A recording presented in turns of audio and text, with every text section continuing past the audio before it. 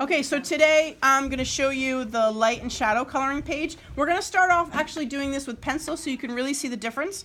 And if you follow the instructions, please read these first. It says, fill in these shapes, but imagine they're being lit by a single light bulb from the direction of the arrow. And you always want to work quickly, especially when you're working in watercolor. If you plan too much or you revise it with watercolor, you'll get into a muddy trouble, especially on this paper because it's not thick watercolor paper. It will actually ruin the work. So you have to kind of work quickly and don't go over it too much. Now you're going to do these egg shapes or these round shapes with pencil first, and then to show exactly what you're looking for, and then you're going to go with watercolor. So I'm just going to do a few of these round ones. So if the light is coming here, there's going to be hardly any color to start, and then it's going to get darker as we go. So the darkest is going to be at the base. So you can start really light to white, and then you want the darkest pencil shape is going to be away. And so you want to emphasize that the darkest color of whatever this shape is, and then a gradation.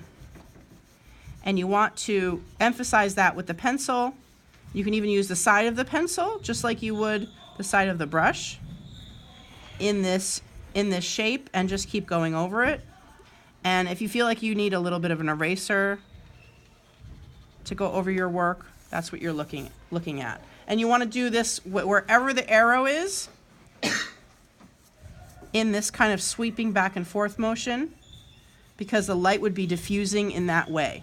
Okay? Now you're going to do that for all of these first to show how the light would diffuse from different directions, and then you're going to do the same thing with the paint. You get to choose the colors. They don't have to be super realistic, like this is a pear, but I could paint my pear whatever color I wanted to. So I'm going to paint my pear something that you might not see in a pear. I'm going to paint it red and purple. So you want to start off again with soupy, and I'm going to start off with just a drop of clear water, and then I'm going to get a little bit darker with the purple as I go into it, and finally end. And I can dry my brush with my fingers here and get a little bit darker as I paint the edge. I went over the lines a little bit, but I don't care so much that you follow the lines. I'm really looking for the gradation here. Okay? And the same with the tree. And you have to think the arrow is not just pointing at this little point, but it's pointing in this direction. It will be pointing this direction for the entire thing. If you want to do it realistically, you want to go brown and green, you can.